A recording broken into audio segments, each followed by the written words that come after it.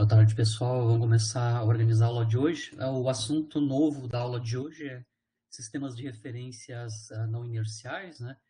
Hoje, então, a gente vai analisar nesse tópico de sistemas de referência não inerciais, sistemas que são acelerados translacionalmente, né, relativo a um sistema inercial. Depois a gente vai analisar como é que fica a análise do movimento nos sistemas de referências girantes, que também são não inerciais.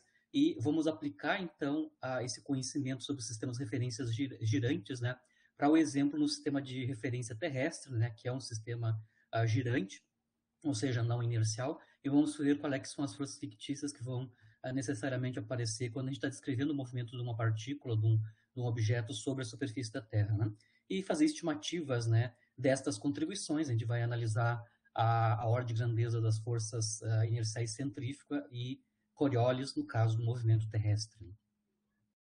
Então, só para iniciar, né, a definição de sistema de referência inercial, né, são aqueles, a gente discutiu isso quando a gente enunciou as 3 leis de Newton, né, basicamente os sistemas de referências inerciais são aqueles onde a primeira lei de Newton está sendo válida, é válida, né, ou seja, um corpo livre, né, ou seja, está sujeita a uma força resultante nula, está em repouso ou em movimento retilíneo uniforme. Se isso acontecer para um determinado sistema de referência, né, um corpo livre está em repouso ou movimento retilíneo uniforme, esse sistema de referência é um sistema de referência inercial, então significando que a primeira lei é válida, né, a primeira lei de Newton é válida nesse sistema de referência. Corpo livre, nesse sistema, obedece a primeira lei de Newton, né, o princípio de Galileu. Né? Bom, e aí, sabido um sistema de referência inercial, eu vou ver quais são as relações, né, entre os diferentes sistemas de referência, sejam eles inerciais ou não inerciais. Então, eu vou começar aqui, começando com um sistema de referência que é sabidamente inercial, ou seja, a primeira lei vale, né, está sendo verificada nesse sistema de referência, né? Estou chamando de sistema de referência inercial para essa sigla aqui, né? SRI, que vai ser o sistema S0. E eu vou analisar o movimento de uma determinada partícula a partir de outro sistema, que eu não sei se é inercial ou não, que é o sistema S1. As origens desses dois sistemas estão aqui, né? O0 é a origem do meu sistema S0, que eu sei que é inercial, e O1 é a origem do sistema S1, que eu não sei se é inercial ou não. Eu vou tentar descrever nesses dois sistemas de referência, né, a posição de uma determinada partícula de massa m. Né? No sistema S0 inercial, o vetor posição é o vetor R0, essa é a notação. No sistema S1, o vetor posição é R1. Obviamente, esses vetores posições, tanto R0 quanto R1, partem das origens desses sistemas de coordenadas e chegam até a localização da partícula. E outro vetor que me localiza a origem do sistema S1 relativo à origem do sistema S0. Eu vou chamar de vetor B. Então, o vetor B é o vetor posição da origem do sistema S1 relativo ao sistema de referência inercial. A gente consegue ver aqui a relação entre os 3 vetores, né, R0, R1 e B, que a gente pode escrever, então, o R0, né, o vetor R0, como sendo a soma do vetor B com o vetor R1, está claro aqui na geometria do problema, né? Isso significa que o vetor posição da partícula no sistema inercial e o vetor posição da partícula no sistema S1, que eu ainda não sei se é inercial ou não, né, estão relacionados, né, através desta soma, certo? Ou seja, ainda podemos escrever o vetor R1 em termos do vetor R0 e do vetor B. Se a gente considerar que essa igualdade é válida, né, claro, independente de que tipo de sistema o S1 é. A gente pode aplicar as derivadas temporais, né? Derivada temporal de primeira ordem, depois de segunda ordem, especialmente quando a gente faz derivada de segunda ordem, daquela relação entre os vetores posições, a gente vai obter, obviamente, as acelerações, né? Derivada segunda dos vetores posição são as acelerações. O que a gente tem aqui explicitamente aqui sinal menos, né? O que a gente tem aqui é que a aceleração medida no sistema 1, que eu estou chamando de vetor aceleração A1, que é a derivada segunda do vetor posição medido no sistema 1, é igual à aceleração medida no sistema 0, que é o sistema inercial, menos a aceleração medida da origem, né? A aceleração da origem O1 relativa ao sistema de referência inercial. Certo? O A' que eu estou chamando aqui, que é a aceleração da origem da S1 relativa a S0, é basicamente a derivada segunda do vetor B, né, que localiza a origem O1 relativo ao sistema inercial. Se eu multiplicar ambos os lados dessas relações das acelerações dos dois sistemas, né, pela massa da partícula, a gente tem esta relação aqui, né, MA1 é igual a MA0 menos MA', identificando a linha, então, como a aceleração do sistema S1 relativo ao inercial, né. Uma consequência que a gente consegue ver aqui claramente, né, do sentido de aplicação da segunda lei, né, é que no sistema S1, aqui lembrando que no lado esquerdo ele tem massa vezes a aceleração da partícula medida no sistema 1, né, não é basicamente a massa vezes a aceleração medida no sistema inercial. Tem uma outra contribuição aqui, né, que tem a ver com a aceleração do sistema S1 relativo ao inercial, né. Então, além das forças físicas, né, que aparecem aqui via segunda lei, né, massa vezes a zero, está relacionado no sistema de referência inercial às forças físicas que estão atuando, né, sobre a partícula, né? Esse segundo termo aqui é novidade, né? Além das forças físicas, a gente tem uma força que não é observada, né? Ou seja, que só é observada no sistema S1, né? Devido ao fato que o S1 está acelerado relativo a S0. Então, essa segunda contribuição aqui, massa vezes a linha e o negativo, né, está identificada com uma força, que a gente chama de força inercial, né? Obviamente, no caso, se o B duas linhas, né, ou seja, a derivada segunda do vetor B é diferente de zero, ou seja, se o sistema está com uma aceleração não nula, né, entre o S1 e o S0. Se isso é verdade, tem um aparecimento de uma força fictícia, que a gente chama de força inercial, que basicamente é um artefato devido ao fato que a gente está descrevendo o movimento por um sistema de referência que está translacionalmente acelerado relativo a um inercial que é o sistema S0, certo? Tem o aparecimento de uma força fictícia ou força inercial que está associada a esse segundo termo aqui, né? Certo? Essa força fictícia, obviamente, ela não obedece, né, terceira lei de Newton, ou seja, eu não tenho um par ação e reação associado com ela, e assim por diante. Ela aparece ali como um artefato devido a gente estar descrevendo a aceleração do objeto relativo a um sistema que está acelerado, relativo a um inercial. Feito isso, sabendo a relação entre as acelerações, a gente pode fazer, então, análise, né, relativo a diferentes exemplos, né, de sistemas que estão translacionalmente acelerados relativo ao inercial. Outra coisa interessante é que se o sistema S1 não está acelerado, né, relativo ao inercial, significando que o B dois pontos é zero, ou o A' é zero, né, aí a gente tem uma relação direta entre a aceleração medida no sistema 1 e no sistema 2, e o sistema 1 é sistema inercial, né, ele não está acelerado relativo ao S0. Se ele está acelerado translacionalmente, ele é um sistema não inercial. Né? Então, vamos fazer uma série de exemplos, né, aplicando esta relação entre as acelerações e identificando quem é a força fictícia em cada caso. Né? Então, aqui eu vou primeiro fazer o exemplo de um avião, né, que acelera numa pista, né, e um viajante dentro desse avião, ele usa um pêndulo, né, e mede o ângulo relativo à vertical que esse pêndulo faz dentro do avião, onde digamos que for 22 graus, né, o ângulo relativo à vertical que o pêndulo fez quando o avião estava acelerado. Né? A partir dessa informação do ângulo que o pêndulo faz, né, com a vertical, a gente pode determinar a aceleração do avião usando essas relações entre as acelerações, né, em cada um desses sistemas. Né? Então, aqui só para entender, aqui está o meu avião, minha representação esquemática do avião. Né? Dentro do avião, relativo à vertical, a gente tem um pêndulo, né, que faz um ângulo θ, né, com a vertical. Aqui fora, eu tenho um sistema inercial, estático, né, colado, por exemplo, na pista. Né? Esse meu sistema de referência inercial, a partir desse sistema de referência inercial, a gente sabe que a aceleração do avião é para a direita e é representada pelo vetor aceleração alfa. Então, alfa é a aceleração do avião. E eu vou ter um outro sistema de referência que está dentro do avião, que é o sistema S1. Obviamente, como ele está andando com o avião e o avião está acelerado relativo ao inercial, o sistema S1 é um sistema de referência não inercial. É um sistema acelerado translacionalmente relativo a um inercial. Só para lembrar, no sistema de referência inercial, a gente pode fazer o diagrama de corpo livre, né, desse pêndulo, né?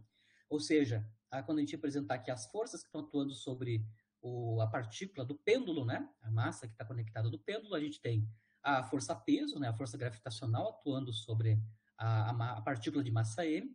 A gente tem a força de tensão, porque a gente tem um fio esticado, né? Força de tensão, e a gente sabe qual é que é o ângulo que essa força de tensão faz com a vertical, é o mesmo ângulo θ que o fio faz com a vertical. Esse é o diagrama de corpo livre no sistema de referência inercial S0 para o pêndulo, né? Para a partícula que está conectada no pêndulo, né? Com o fio.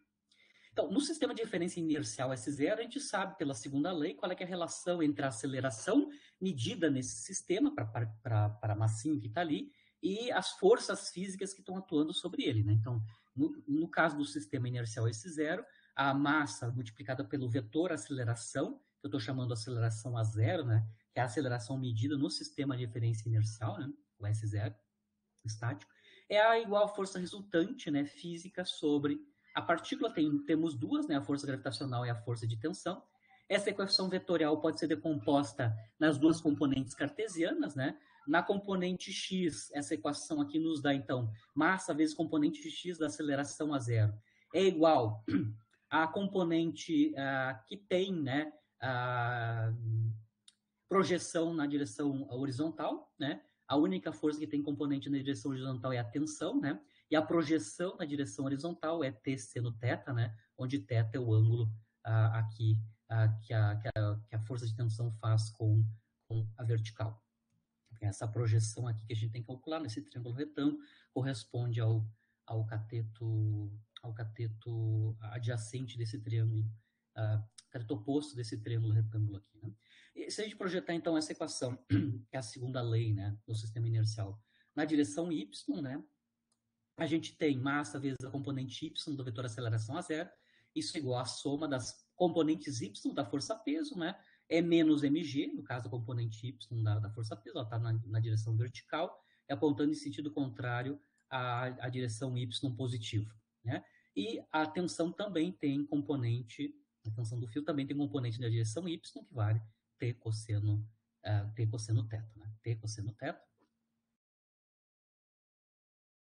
que é a projeção está associada com o cateto adjacente aqui, né, ao ângulo θ. Essa segunda equação, ou seja, a projeção na direção y, né, nas componentes y, a gente sabe que na direção y, né, a partícula, né, que está conectada com o fio, né, não tem movimento, ela está estática, né? Está estática especificamente, né? Isso significa que a soma vetorial das forças na direção y, né, é zero. Isso nos faz, então, obter o valor da tensão a partir do peso da partícula, o mg, dividido pelo cosseno de θ, né? Onde θ é o ângulo medido vertical. Isso é toda a informação que a gente tem sobre as componentes da aceleração, componente x e y da aceleração relativa ao inercial, o sistema de referência inercial, a partir do diagrama de forças, né? Físicas que estão atuando sobre a partícula, né? No caso, se a gente analisar como é que é a aceleração medida no sistema não inercial S1, que é o sistema que está colado dentro do avião, né? A gente vai precisar, então, saber aquela relação que nós acabamos de mostrar, né? Entre as acelerações nos diferentes sistemas, né? Principalmente no sistema não inercial. Então, a gente mostrou que a massa vezes a aceleração medida no sistema não inercial S1, acelerado, é igual a massa vezes a aceleração medida no sistema inercial A0, menos m, a linha, onde o vetor a linha é o vetor aceleração do sistema S1 relativo ao S0. No nosso caso, a gente denotou por alfa, né? Alfa é o vetor aceleração do avião relativo ao sistema inercial. Se a gente aplicar, né, tomar a projeção na direção x desta equação que relaciona as acelerações, né? Na direção x, então, a gente vai ter m vezes a1 componente x, é igual a ma0 componente x menos m componente x do vetor à linha, da aceleração à linha, né? No caso, a componente x do vetor aceleração, né, no sistema 1 é zero, né? Porque no sistema 1, o pêndulo está em repouso relativo ao sistema que está dentro do avião, colado no avião. Então, o pêndulo está estático, na verdade, dentro do avião, para o sistema S1, né, que é o sistema acelerado. Para ele, né, o pêndulo está estático. Então, isso significa que a componente x da aceleração no sistema 1, da partícula, né, que está descrita pelo sistema 1, é zero. A aceleração, né, do avião relativo ao S0, né, o sistema inercial é alfa, né, nós denominamos, né? E lembrando que MA0x, que é a componente x do vetor aceleração a zero, né, da segunda lei aqui no sistema inercial, a gente mostrou que isso é T seno θ, né? Aqui eu estou colocando explicitamente as duas contribuições, né? Tá bom. O que a gente consegue mostrar aqui é que a gente consegue isolar alfa nesta relação, né? Ou seja, na projeção na direção x da relação entre as acelerações, né? A gente pode mostrar, então, que o alfa vale T seno θ dividido pela massa, né? E lembrando que a força de tensão, pela segunda lei no sistema inercial, está associada com o peso e com o cosseno do ângulo, né? Que o pêndulo faz com a vertical, então, substituindo a expressão da tensão aqui, a gente consegue mostrar que a aceleração alfa, né? O módulo do vetor aceleração alfa é g tangente de θ. Por exemplo, se a gente medir um ângulo de 22 graus enquanto o avião está acelerado para um sistema dentro do avião, né? A gente consegue calcular explicitamente quanto é que foi a aceleração do avião. O alfa, então, é o g, né? 9,8 metros por segundo ao quadrado, multiplicado por tangente de θ, θ é 22 graus. Isso vai nos dar, então, 3,96 metros por segundo ao quadrado para a aceleração do avião. Então, a gente pode medir a aceleração do avião a partir da relação entre as acelerações em dois sistemas de referência, um inercial e um não inercial, que é o S1, onde as acelerações estão relacionadas por esta equação aqui.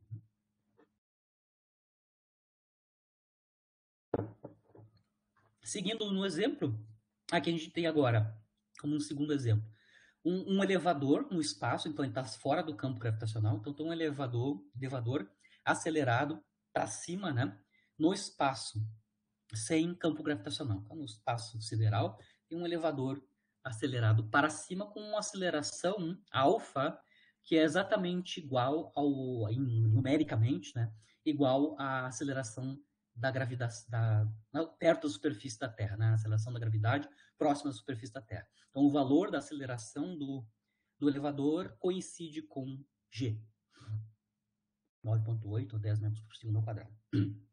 E aí, dentro desse elevador tem uma pessoa que está sobre uma balança dentro do elevador, certo?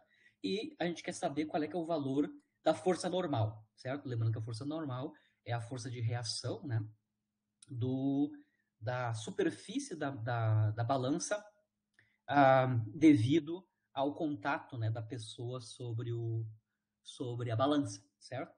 Então, o objetivo aqui é calcular qual é, que é o valor da normal, que é o que está medindo está sendo medido no letreiro da balança, né? Então, aqui eu tenho uma representação esquemática do elevador. Dentro do elevador, então, tem a balança com uma pessoa em cima, né? O sistema de diferença inercial está fora do elevador, obviamente, né? Estático, que é o sistema S0. Relativo a esse sistema S0, a aceleração do elevador é essa daqui, né? É dado pelo vetor alfa, que tem módulo G, ou seja, está acelerado para cima, ou seja, direção J chapéu, e tem módulo exatamente igual ao G, certo? Esse é o vetor aceleração do elevador, relativo ao sistema de referência inercial. E lá dentro do elevador tem um sistema que anda junto com o elevador, que é o sistema S1. O sistema S1 é um sistema não inercial, né? Porque o sistema S1 está acelerado translacionalmente relativo ao inercial S0. Para começar a nossa análise, a gente vai lembrar que se eu fizer o diagrama de corpo livre, né, para a pessoa, que eu vou assumir como sendo uma partícula pontual, né, que está sobre a balança, né, Como ela não está sujeita a campo gravitacional, a única força de interação física que a pessoa vai fazer, né, a única interação que ela vai sentir, é a força de reação normal da superfície da balança, certo? Então, no meu diagrama de corpo livre, eu tenho a normal para cima, né, usual, força de reação da superfície. Lembrando que a força normal nada mais é que, efetivamente, a interação eletromagnética, né, entre duas superfícies em contato, né? E a força-peso não está aqui representada porque a gente está no espaço sideral, não tem campo gravitacional.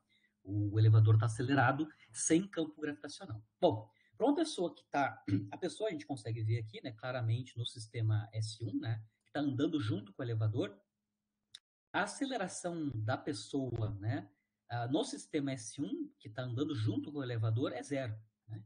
Então, relativo ao sistema S1 que está colado dentro do elevador, a partícula não se move, né? Ela está estática, ou seja, a pessoa não se move, ela está estática dentro do elevador. Ou seja, a gente sabe que o vetor aceleração A1, que é o vetor aceleração medido no sistema S1, é o vetor nulo, não está acelerado, certo? Obviamente, essa aceleração está conectada com a aceleração no sistema inercial. Né? A gente sabe que massa vezes A1, que é o vetor nulo, né? A partícula está estática dentro do elevador, relativo ao sistema S1. Né? Isso é igual a massa vezes a aceleração A0, que é a aceleração medida da partícula medida a partir do inercial, menos m vezes a aceleração do sistema não inercial relativo ao inercial, ou seja, a aceleração do S1 relativo ao S0 é vetor alfa. Isso é o A', né? Nós chamamos de vetor aceleração A', certo? Obviamente, a gente consegue mostrar aqui claramente que tem uma relação entre a aceleração A0 e a aceleração alfa, elas são iguais, né? Então, a aceleração do elevador é exatamente igual à aceleração da partícula, né? Relativa a um sistema inercial. A gente pode colocar explicitamente as expressões do alfa e do A0, né? No alfa, o vetor alfa é g j chapéu, né? Módulo g direção j chapéu para cima, né? E o A0, né? Claro, obviamente aqui eu estou só analisando as componentes verticais, né? Desta equação vetorial aqui, né? Então, na direção y, então a componente y do A0, do alfa é gj chapéu, e a componente y do A0, né? É pelo diagrama de corpo livres, né? O A0 basicamente é a força resultante. Isso aqui é igual a força resultante física, né? Das forças que estão atuando sobre a partícula, né? Dividido pela massa, né? Pela segunda lei de Newton, né?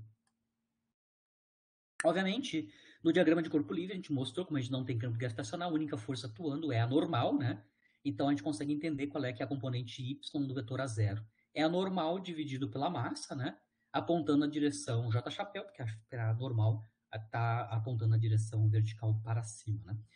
Desta relação entre as acelerações, né? A gente consegue mostrar que o valor da normal é justamente mg, certo? Lembrando que a gente aqui não está num campo gravitacional. É interessante esse exemplo aqui, comparando o sistema não inercial com o inercial, que o valor da normal, ou seja, que é o que vai aparecer no ponteiro da balança, é justamente o equivalente, né? O que a gente mediria se a gente tivesse um elevador parado, né, em repouso na superfície da Terra, sujeito a uma aceleração gravitacional, né? As partículas que estão dentro do elevador estão sujeitas a um campo gravitacional cuja aceleração é g. Então, tem uma equivalência, né? Essa equivalência aqui para o valor da normal, medido no sistema sem força gravitacional, mas acelerado com aceleração g para cima, e um elevador que está estático, sujeito a um campo gravitacional. Isso é o que está por trás, por exemplo, do princípio da equivalência forte da relatividade geral, né, einsteiniana. Né? A gente não consegue distinguir um sistema inercial onde eu tenho o campo gravitacional, né? E um sistema sem campo gravitacional, mas acelerado, né? Relativo a um inercial. Ou seja, nos dois casos, né? O valor que a gente está obtendo para a força normal é exatamente a mesma, né? M vezes G. Aqui eu vou continuar fazendo um exercício ainda com um elevador, né? Então, o elevador está subindo, mas olha que a aceleração alfa é menor que g, então, não é exatamente g, mas menor que g, relativo ao sistema de referência inercial, né? Claro. E aí, lá dentro do elevador, um corpo é solto, né? A uma altura h medida a partir do elevador, né? Dentro do elevador é deixado em repouso, cair em repouso, a partir do repouso, um corpo, né? De uma altura h, medida a partir da superfície, né, do piso do elevador. Aqui a gente quer calcular quanto tempo o corpo leva para atingir o piso, certo? De novo, só para esquematizar, aqui está o elevador, tem uma pessoa dentro do elevador, alguém deixou cair, então, uma partícula, né, ou um corpo de massa m dentro do elevador. Aqui, então, aqui eu voltei a ter campo gravitacional externo, então é o normal, né? Tem um elevador acelerando para cima, mas esse elevador está imerso no campo gravitacional terrestre agora, certo? Então tem um elevador, tem um campo gravitacional terrestre, obviamente a partícula lá dentro do elevador está sujeita à força-peso, claro. Aqui fora a gente está denotando o sistema de referência inercial S0, né? J chapéu é a direção y positiva.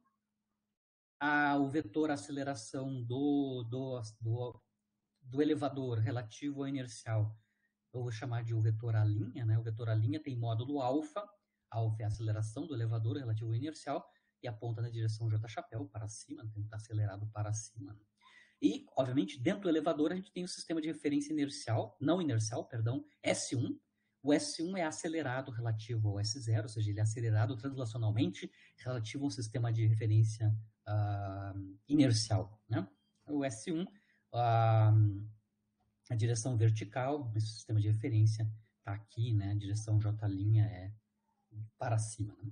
Bom, no sistema inercial S0, né, a gente sabe qual é, que é a relação entre as forças realísticas, né, reais, que atuam sobre a partícula dentro do elevador, e a sua aceleração medida no sistema inercial, né? Massa vezes aceleração medida no sistema inercial, que é A0, é igual à força resultante sobre a partícula, que é a força gravitacional, né? Escrevendo, né, projetando essa equação aqui, que é a segunda lei, no sistema inercial, né? Projetando ela na direção y, né, na direção vertical, a gente tem então que massa vezes A0, né? J chapéu tem que ser igual a menos mg, J chapéu. Ou seja, a força gravitacional tem módulo mg e aponta em sentido contrário ao J chapéu, no sistema inercial. E o valor da aceleração, né, no sistema inercial de queda da partícula é A0, certo? Já no sistema não inercial, né, a gente obtém a relação entre qual é que é o valor da aceleração medida no sistema dentro do elevador a partir desta relação, dessa subtração aqui, né? A gente mostrou nos sistemas de referência não inerciais, né, a massa multiplicada pela aceleração medida no sistema de referência não inercial, ao acelerado, né, S1, é igual a massa vezes a aceleração medida no inercial, que é o S0, cuja aceleração é a zero, menos m vezes a linha é o vetor aceleração do sistema inercial, não inercial, S1 relativo ao inercial S0, certo? Então, a linha é a aceleração do sistema não inercial S1 relativo ao sistema inercial S0 estático, né? Se a gente escrever a projeção na direção vertical desta equação vetorial, a gente vai ter, então, MA1, né, que é a aceleração na direção vertical no sistema S1, J chapéu, isso é igual a menos mgj, que é o valor de m, m a zero, né? E menos m alfa, alfa é o módulo do vetor aceleração do elevador relativo ao S0, J chapéu, certo? O que a gente consegue mostrar dessa equação já projetada na direção y, né? Que a aceleração da partícula no sistema 1, que é não inercial, é igual ao negativo da soma do g, da aceleração gravitacional, mais a aceleração do elevador, né? A gente consegue ver que o A1, a aceleração é para baixo, sinal negativo, e é maior, né? Maior que g. Maior que g por um fator alfa, onde alfa é a aceleração do elevador. Tá claro, a gente comentou, né, que esse segundo termo aqui corresponde a uma força não, uma força inercial, uma força fictícia, né? Então a gente consegue até entender qual é, que é a direção e sentido dessa força fictícia, né? A força inercial aqui é menos m alfa, ou seja, ela tem intensidade m alfa, e aponta em sentido contrário à vertical para cima, né? Para baixo. Então aqui eu tenho uma força que não tem vínculo com a realidade, né?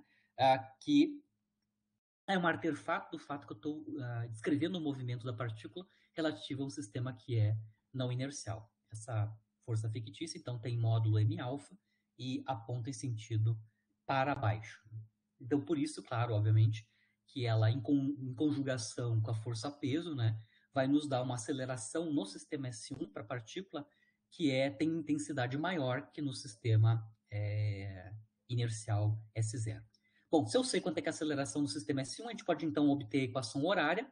A aceleração A1 é constante, porque é g mais alfa, né? Tanto g quanto alfa são constantes, então a aceleração A1 é uma aceleração constante, então está claro que a partícula, o corpo vai cair com uma aceleração uniforme, né? Com uma aceleração constante desde a altura h. Se isso é verdade, a equação horária é conhecida, é quadrática do tempo, né? y1 é igual a y10. O y1 aqui é as alturas, né, da partícula de massa m medidas a partir da origem do sistema de referência S1. Eu posso assumir que está colado na superfície do elevador ou assim por diante. No caso, eu vou assumir que ela está colada na superfície, né, na base do elevador.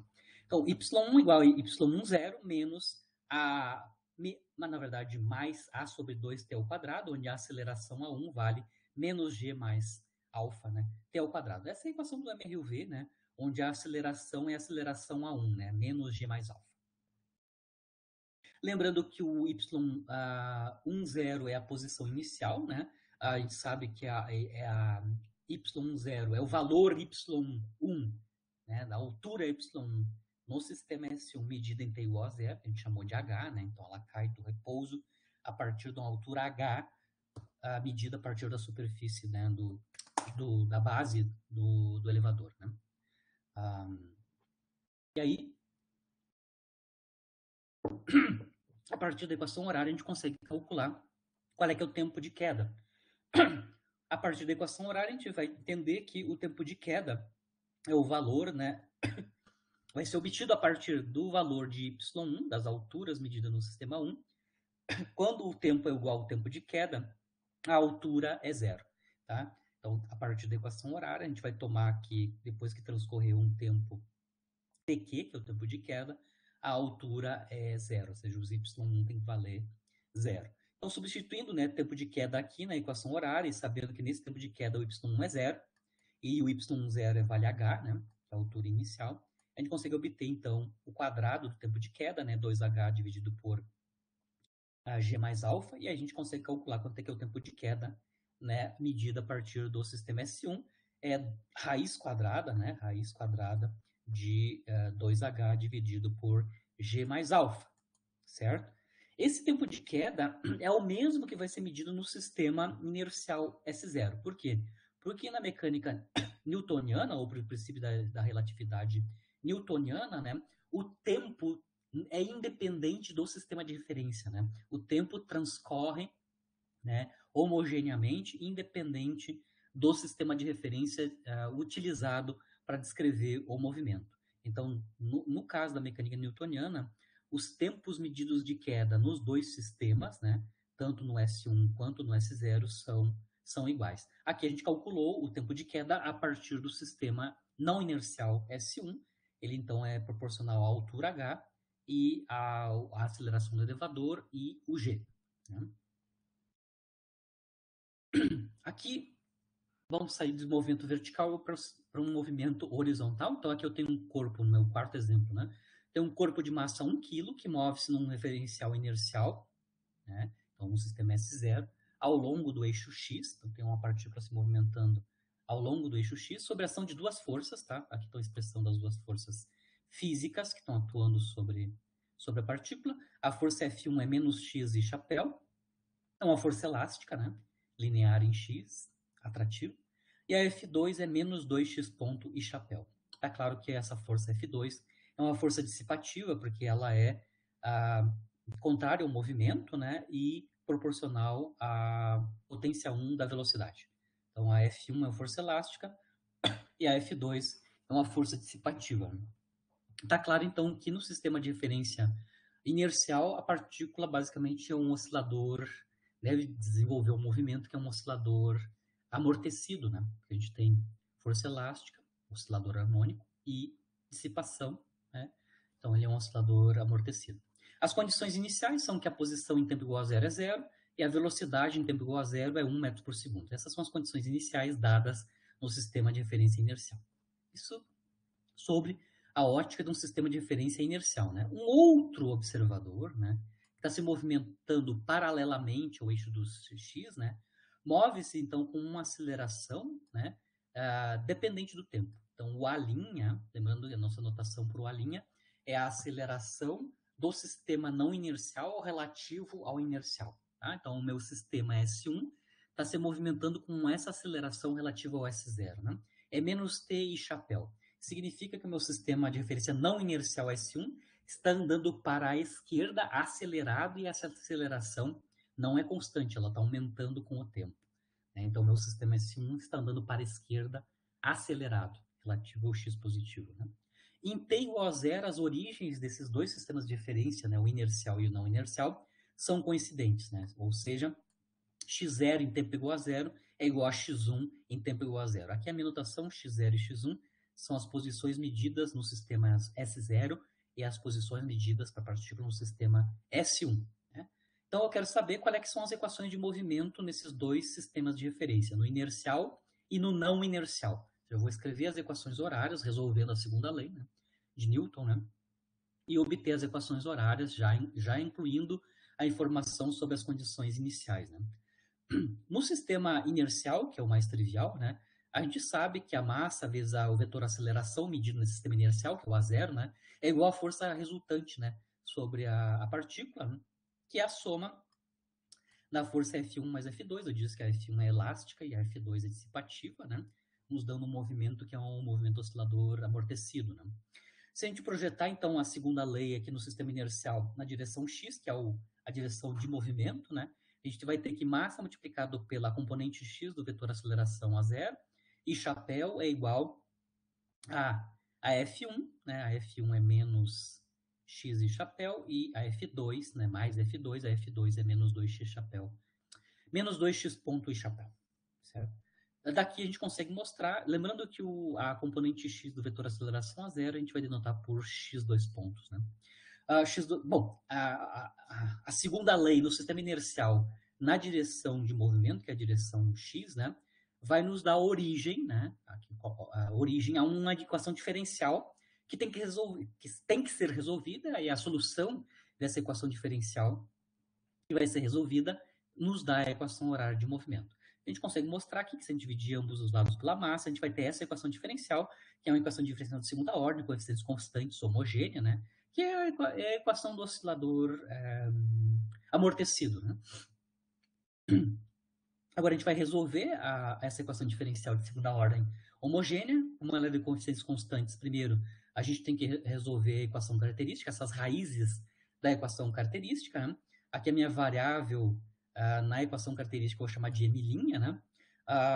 Ou seja, eu tenho derivada de segunda ordem x, então a gente tem m' na segunda ordem, mais 2 sobre m, onde m é a massa da partícula x ponto. Então, derivada primeira corresponde à potência primeira da variável m', e depois nós temos 1 sobre m, multiplicada por derivada de ordem zero de x, né?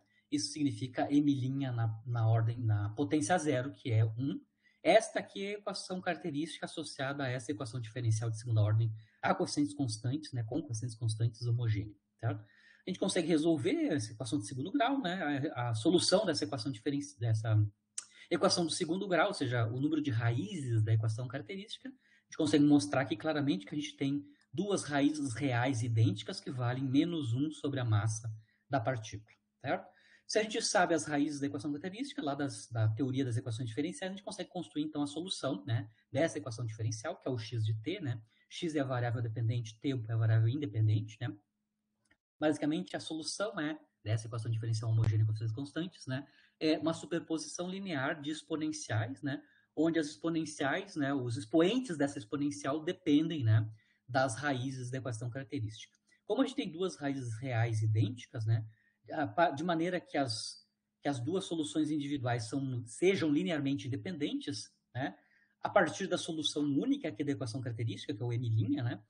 A solução geral dessa equação diferencial é uma constante de integração A e na M', mais uma segunda constante de integração, B, T e na M', T, onde M', obviamente, é a raiz da equação característica menos 1 sobre a massa. Substituindo o valor de M' aqui, né, que é 1 sobre a massa, negativo de 1 sobre a massa, né, a gente tem essa solução geral para essa equação diferencial. Né? Lembrando que a massa é 1 kg, né, da ordem da unidade no sistema internacional. Colocando M igual a 1, né, massa igual a 1, a gente tem esta equação horária, né, x de t é uma superposição de exponenciais decrescentes, né, e na menos t, sendo que no segundo termo, que é linearmente independente com o primeiro, né, ainda nós temos uma dependência linear em t, multiplicando a exponencial decrescente. O próximo passo para finalizar a solução da equação horária do movimento no sistema inercial é obter os coeficientes AB, né, os coeficientes a determinar, coeficientes de integração, né, as constantes de integração. Eles são obtidos a partir das condições iniciais, que são essas duas aqui, né? X em t igual a 0 é 0 no sistema inercial, e a velocidade em t igual a 0 é 1 metro por segundo. Essas são as condições iniciais que foram dadas, né? Para aplicar essas duas condições iniciais, não basta ter a equação horária, né? Essa equação geral aqui. A gente precisa também obter a equação da velocidade, ou seja, a gente vai calcular a derivada temporal da equação horária, né? O x ponto de t. Então, nós derivamos, né, ambos os termos, né? E a gente vai obter esta expressão aqui para x ponto de t, a velocidade instantânea como função do tempo, né? Ela tem esta dependência. Bom, sabida a equação horária e a equação da velocidade como função do tempo, aí sim a gente pode aplicar as condições iniciais, né? X em t igual a 0 é 0, mas se eu substituir tempo igual a 0 aqui na equação horária, isso vai nos dar apenas a constante A, né? Então, a aplicação da primeira condição inicial nos diz que o coeficiente, né, na solução geral aqui da equação horária do movimento é 0. A é igual a 0. O coeficiente A é igual a 0. A segunda condição inicial nos diz que a velocidade em tempo igual a 0 é 1 metro por segundo, o valor da velocidade, né, em tempo igual a 0. Se a gente substituir aqui na expressão da x de t, né, x ponto de t, a velocidade como função do tempo, em t igual a 0, nós vamos obter esta relação aqui, né? Menos, em t igual a 0, a gente vai ter menos a mais b, né? Isso tem que ser 1, que é a condição inicial. Como a é 0, a gente já obteve, o b é 1. Então, sabido das condições iniciais os valores das coeficientes, a gente pode escrever explicitamente, então, a equação horária do movimento no sistema inercial, né? Como solução explícita, né, da equação diferencial de segunda ordem associada, né? É o oscilador amortecido, né? Cuja equação horária é essa daqui, cujos coeficientes A e B foram determinados a partir das condições iniciais. Essa é a equação horária do movimento no sistema inercial. Agora, a gente vai determinar qual é que é a equação de movimento do sistema não inercial, né? Que está andando para a esquerda, acelerado. E a aceleração, essa aceleração para a esquerda, inclusive, está aumentando com o tempo, né? É acelerado não uniformemente. Bom, como é que a gente vai entender o que está acontecendo, né? Para o sistema não inercial, aparece uma força inercial, ou seja, uma fictícia, né? Que é menos n', onde o A' é a aceleração do sistema não inercial relativo ao inercial. Foi dado no problema que o vetor aceleração do sistema S1 é menos t e chapéu, né? Então, dando para a esquerda acelerado e essa aceleração aumenta com o tempo, né? E a força fictícia que vai aparecer tem esta cara, tem módulo mt, ou seja, vai mudando com o tempo, né, linearmente com o tempo, e aponta na direção I chapéu. Ou seja, tem uma força fictícia para a direita, né? Se eu estou descrevendo o movimento no meu sistema não inercial acelerado S1, né? Certo?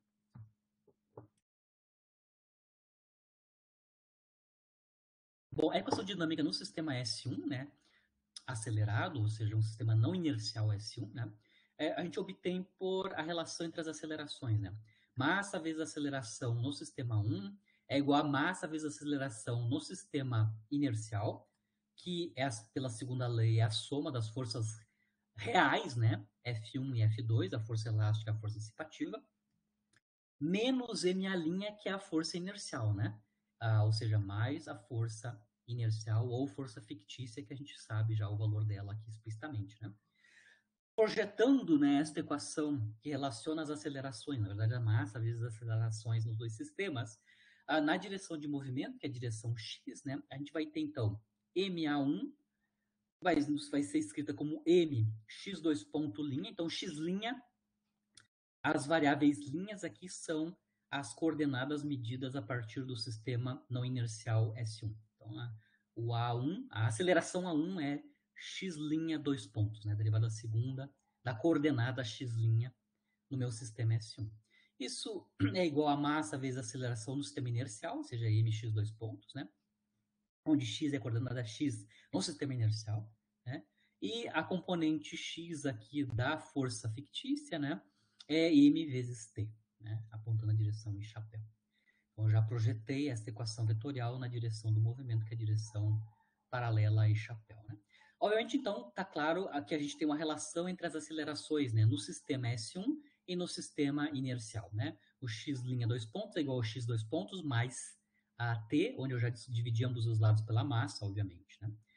Bom, como a gente tem relação entre as duas acelerações, né? Se a gente quer saber quanto é que é as posições como função do tempo no sistema linha, que é o sistema não inercial S1, a gente vai fazer integrações, né, de ambos os lados dessa equação no tempo, né? Então, integrando no tempo uma vez, essa equação que relaciona as acelerações, se a gente integra as acelerações do tempo, a gente obtém as velocidades, né? Então, integrando no tempo essa relação, a gente vai ter, então, que a velocidade medida no sistema S1, que é o x', ponto de t, né, é igual à velocidade medida no sistema inercial, que é o x ponto de t, mais a integração no tempo de t, que dá t quadrado sobre 2, a mais constantes de integração, claro, né?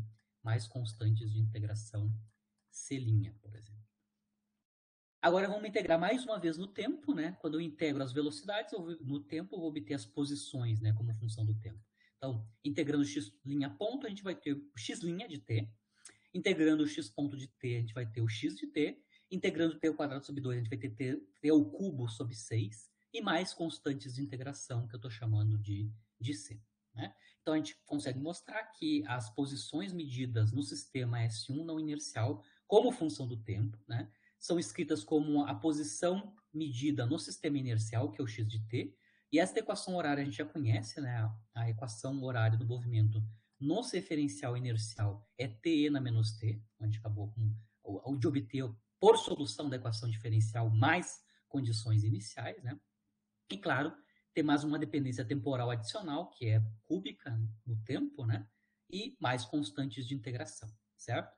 Mas basicamente a gente já conseguiu obter qual é a equação horária do movimento no sistema S1, que é dado pela função x' de t. Bom, para determinar a constante de integração c, a gente vai lembrar que em tempo igual a zero, né, as origens coincidem, né? O x' em tempo igual a zero e o x em tempo igual a zero, ou seja, as posições da partícula nos dois sistemas de referência, quando o tempo é igual a zero, é igual, né? É a origem. Então, eles, em tempo igual a zero, ambas as origens do sistema de coordenadas coincidem, né? Se isso é verdade, né? Se x' em zero é igual a x em zero, que é zero, ou seja, x' de zero é zero, isso significa que a constante de integração c tem que ser nula, né? Para obedecer esta relação da coincidência do sistema de referência das origens em tempo igual a zero. E aí, finalmente, a gente tem a equação horária do movimento no sistema S1 não inercial, né? Ele é basicamente a equação horária no sistema inercial mais uma dependência cúbica no tempo na forma de mais T3, T ao cubo, né, dividido por 6. Isso é um resumo de várias possibilidades, né, de sistemas de inferência que estão acelerados, né, translacionalmente. Então, estão trasladando acelerados, né, relativo a um sistema que é sabido inercial, que eu estou chamando de S0 sempre, né, que é um sistema onde a primeira lei de Newton está valendo, ou seja, corpos livres lá desenvolvem, ou estão estáticos, ou estão desenvolvendo um movimento que é retilíneo uniforme, né? E comparando isso com um sistema que é não inercial, que está acelerado translacionalmente relativo a eles, que é o sistema S1 na nossa notação. A gente pode também ter sistemas acelerados que não necessariamente estão transladando, né, acelerados, né, transladando aceleradamente relativo ao inercial. Um sistema girante, né, ou seja, um sistema que gira em torno do eixo de rotação, né, também é um sistema de referência não inercial, que é o que eu quero analisar agora, né? Ou seja, como é que nós relacionamos as acelerações, velocidades e posições entre dois sistemas, um inercial e um que está girando, né, em torno de uma determinada direção, então cujos versores, né, vetores unitários nesse sistema de referência, estão girando em torno de uma determinada direção. Antes de mostrar explicitamente como é que fica a expressão da relação entre as acelerações e velocidades, primeiro eu vou fazer uma janela matemática aqui, né? Mas o que eu vou fazer agora a gente vai, né, precisar para a nossa análise posterior logo em seguida, né? Então, antes de entrar em detalhes, eu quero só fazer um pouco de matemática aqui, né?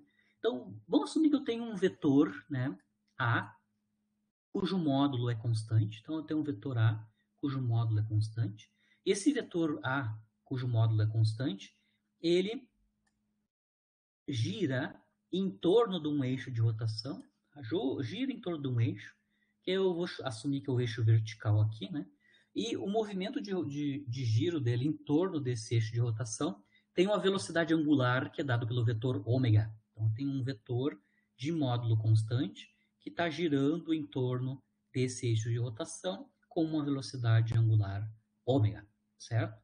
Bom, notação aqui primeiro, tá? Esse vetor de módulo constante A faz um ângulo φ com o eixo de rotação. Então, começando com a notação aqui, φ é o ângulo que o vetor constante A faz com o eixo vertical aqui, né? Obviamente, no movimento, né, ele vai formar uma superfície cônica, né, como resultado do seu movimento em torno do eixo vertical, né? Outra propriedade aqui é que o raio desse círculo, né, que é o mapa da ponta do vetor A, né, no plano que é perpendicular ao ômega, né, ou o eixo de rotação, esse raio aqui é sabido por geometria, né? O raio aqui desse círculo, né, vale A seno φ, né? Porque ele é o cateto oposto, né, ao ângulo φ, tá? Cuja hipotenusa é o módulo do vetor A, né? Então, esse lado aqui tem que valer A seno φ para esse nosso triângulo retângulo aqui, né? E outra coisa, enquanto o vetor A se movimenta, por exemplo, se ele se movimenta um ângulo dθ, esse ângulo aqui, né? Quando ele se movimenta um ângulo dθ num certo intervalo de tempo dt, né? O vetor A, claro, se desloca, né? Se desloca. Então, eu estou representando esse deslocamento. Aí se desloca e a representação do vetor de deslocamento é dA, né? O vetor dA é justamente o vetor de deslocamento partindo de A para A mais dA. Então, claro, ele está se movimentando. Para pequenos tempos, um pequeno deslocamento dA corresponde a um pequeno ângulo dθ, né? Lá da definição de ângulo em radiano, né? Um ângulo, né, dθ, ou ângulo dθ, é definido como a razão, esse ângulo em radianos é definido como a razão do comprimento de arco de círculo, né, correspondente a esse ângulo, né, que no nosso caso é o módulo do vetor dA, né, dividido pelo raio desse círculo. Né, aqui. Essa é a definição de ângulo em radianos, né, é o comprimento do arco do círculo dividido pelo raio do círculo. Então, para o ângulo dθ, ele pode ser calculado com esta razão aqui, né, módulo do vetor dA dividido por R, onde R a gente consegue calcular, né, o R vale A seno φ, né. Do ângulo, da definição de ângulo dφ, a gente consegue então calcular quanto é que é o módulo do vetor dA, que é o vetor de deslocamento desse vetor constante, né? Tem módulo constante, né? Esse vetor tem módulo constante. Ele vale A seno φ dθ, né? Se a gente dividir ambos os lados pelo intervalo de tempo dt, né, correspondente a essa variação no ângulo ou no deslocamento dA, né, a gente vai obter, depois que a gente divide por dt, né, esta relação aqui, né? A taxa de variação temporal do módulo do vetor dA é A seno φ deteta dt, onde lembrando que deteta dt é justamente a velocidade angular ômega, né? Os ângulos com função do tempo, né? Nos dá justamente a velocidade angular ômega. Então eu consigo mostrar aqui que da definição de ângulo a gente consegue mostrar que a taxa de variação temporal do módulo do vetor dA está associado a esta quantidade aqui, ômega A seno φ, certo? Lembrando que tanto o ômega quanto o A são vetores, né? E o φ aqui é o ângulo entre o vetor A e a direção do eixo vertical, que corresponde à direção do vetor ômega, né? Tá claro que está escrito aqui do lado da direita é o módulo de um produto vetorial, né? Desses dois vetores. Lembrando que o módulo do produto vetorial é o módulo do primeiro vetor, multiplicado pelo módulo do segundo vetor, vezes o ângulo, vezes o seno do ângulo entre eles, né? Lembrando que o ângulo entre ômega, que é a direção do eixo vertical, e A é justamente o φ, né? Certo? Então a gente consegue mostrar que, identificar, né, que esta equação aqui, na verdade, está sendo calculado o módulo do lado direito do produto vetorial ômega vetor A. Né? Então a gente consegue mostrar que a taxa de variação temporal do vetor A, né, é igual ao produto vetorial ômega vetor A, certo? Onde ômega é o vetor velocidade angular, né? E A é o vetor constante, de módulo constante. É módulo que é constante, tá? Obviamente ele não é um vetor constante, porque a direção e o sentido dele muda com o tempo, mas o seu módulo é constante, né?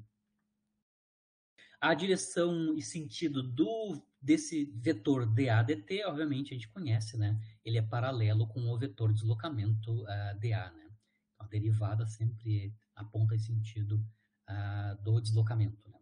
Desse vetor dA.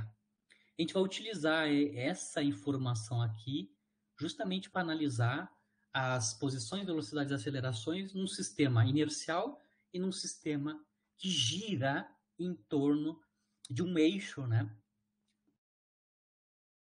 Explicitamente. Então, aqui o meu sistema S0 e o S1.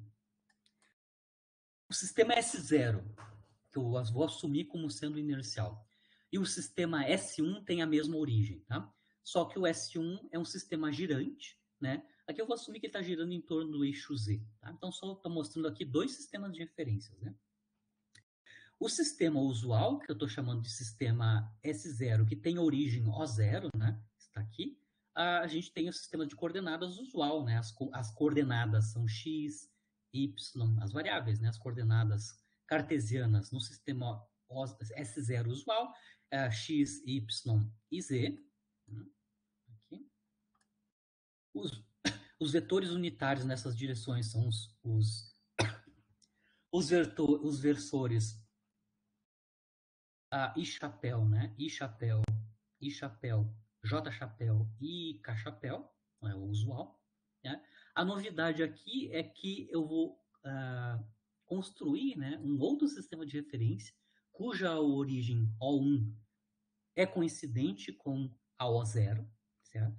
Só que esse sistema é girante. Ele está girando em torno do eixo Z com velocidade angular ômega. Eu estou representando esse novo sistema de referência girante aqui, tá? As coordenadas nesse sistema girante, certo? São as coordenadas x', y', z'. E, obviamente, eles têm os vetores unitários nessas direções x', y', z', eu vou denotar pelos vetores unitários I' chapéu, J' chapéu e K' chapéu. Então, I', J', K' chapéu são os vetores unitários apontando no sentido positivo do aumento das coordenadas do sistema S1 girante, né? X', Y', Z'. Certo? Bom, o que a gente pode mostrar aqui como é que é o vetor posição de uma partícula nesses dois sistemas. Num sistema inercial S0 e no sistema girante S1. Então, né, o sistema S1 é um sistema girante que está girando em torno do eixo Z no sistema inercial com velocidade angular ômega.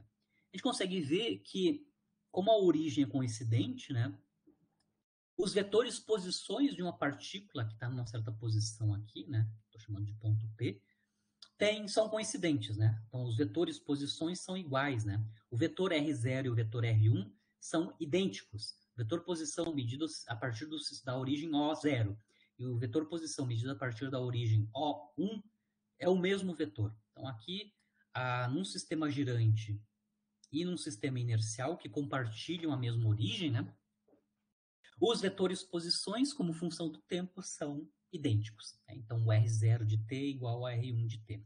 Isso não significa que as velocidades e as acelerações que a gente mede no sistema S0 e no S1 são iguais. A gente consegue já ver isso tranquilamente. Primeiro, vamos analisar como é que ficam as velocidades. Né?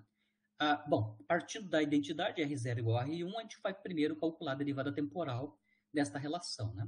A derivada temporal nos dá esta equação aqui, né? dr0 dt igual a dr1 dt, a derivada temporal dos vetores posições, né? Lembrando que os vetores unitários, né, eles vão ser estáticos apenas num dos sistemas de referência. A gente vai usar o sistema de referência inercial como sendo o S0, né, cujas coordenadas são x, y, z, e os vetores unitários são i, j e k, chapéus, né? Esses são estáticos, né? E, obviamente, vocês conseguem entender se o i, j, k, chapéu são estáticos, os vetores unitários i', chapéu, J' chapéu e Z' chapéu, né? Eles não são estáticos, porque apesar de eles terem módulo 1, serem versores, né? As suas direções e os sentidos mudam com o tempo, porque o sistema S1 é girante, né? Então, os IJK chapéus no sistema inercial S0 são estáticos, mas os vetores unitários no sistema S1 não são, certo? Então, por exemplo, se eu fosse calcular do lado direito quanto é que é a derivada do vetor posição medida no sistema girante, que é o R1, né? Quanto é que é o dr1 dt? Bom, o dr1 dt é a derivada temporal do vetor posição da partícula no sistema girante S1. No sistema cartesiano, né, assumindo que o S1 é cartesiano, né, sistema de coordenadas cartesiano girante, né, as componentes cartesianas são x1, y1, z1, são as coordenadas, né, da partícula como função do tempo no sistema linha, né, ou no sistema S1. x1, y1 e z1 são as coordenadas e os vetores unitários cartesianos são i chapéu linha, né, i linha chapéu, j linha chapéu e k linha chapéu. Como o i, o j e o k linha chapéus não são estáticos, a derivada temporal vai atuar sobre eles também. Então, quando a gente for calcular a derivada desse produto, coordenada conversor, a gente vai ter que calcular usando a regra do produto para a derivada. Né? Ou seja, os primeiros três termos aqui, a gente vai apenas derivar as coordenadas da partícula no sistema 1, ou seja, dx1 dt, dy dt, dz1 dt, multiplicado, claro, pelos versores unitários na direção IJK, né, linha, certo? E tem uma outra contribuição na regra do produto, aqui na derivada do produto, né, que é, vamos manter as coordenadas x1, y1, z1 e derivar os versores, né? Derivar os versores, ou seja, eu tenho x1 fixo, né? E derivo o versor i linha chapéu. Depois somo o y1 fixo, derivo o versor j', e finalmente o z1 fixo, derivo o versor k'. Lembrando que essa derivada é diferente de zero, porque esses vetores unitários, linhas, se movem, né? Estão girando com o tempo. Né? Os vetores unitários, né? O i', j', k', chapéu, eles têm módulo constante, eles são vetores unitários, têm módulo 1. Apesar de estar se movimentando, todos eles têm módulo 1. Lembrando que a gente acabou de mostrar no caso geral, né? Se a gente tem um vetor de módulo constante girando em torno de um eixo, né?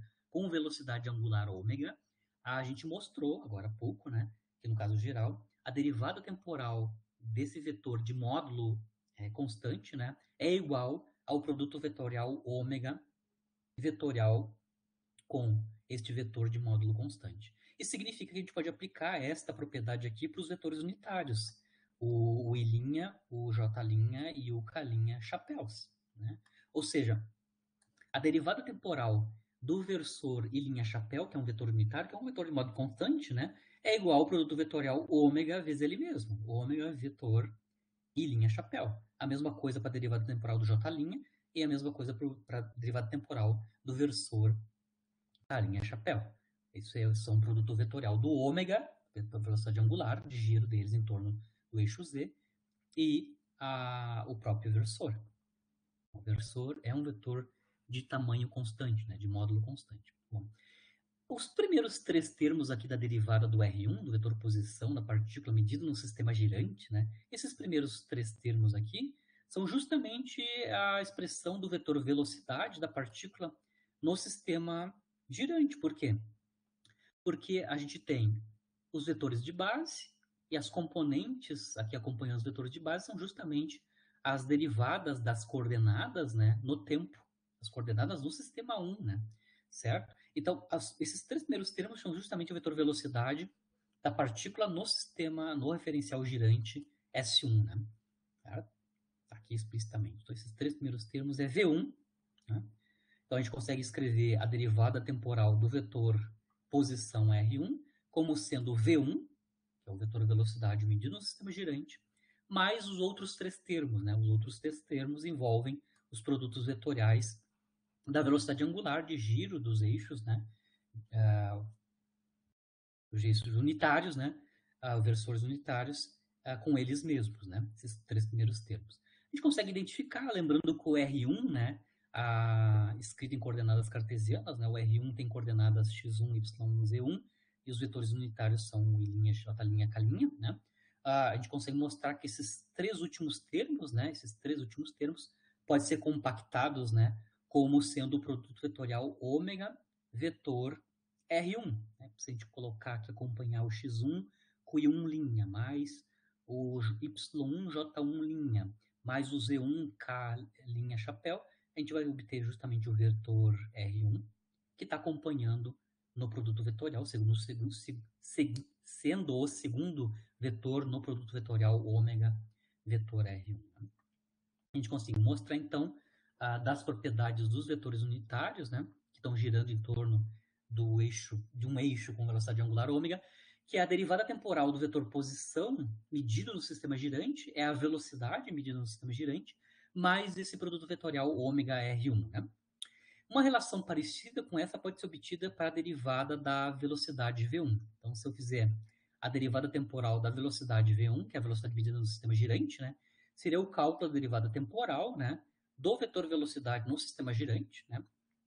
Aqui, as componentes cartesianas no sistema girante para as velocidades, né, seriam V1x', V1y' e V1z', são os componentes x', y', z' do vetor velocidade V1, né, nas suas componentes cartesianas no sistema 1, né, cujos versores são esses aqui, linhas, né. A gente pode mostrar, exatamente como a gente fez antes, né, que a derivada temporal do V1, a gente vai ter três termos que estão associados com a aceleração, né, no sistema 1, porque a gente vai tomar a derivada das componentes da velocidade, a derivada das componentes da velocidade são as componentes da aceleração, e as componentes cartesianas da aceleração estão acompanhadas pelos versores, né, unitários, né, os versores nas direções cartesianas do sistema S1. Então, a gente consegue ver que os três primeiros termos dessa derivada temporal é o vetor A1, que é a aceleração medida no sistema girante.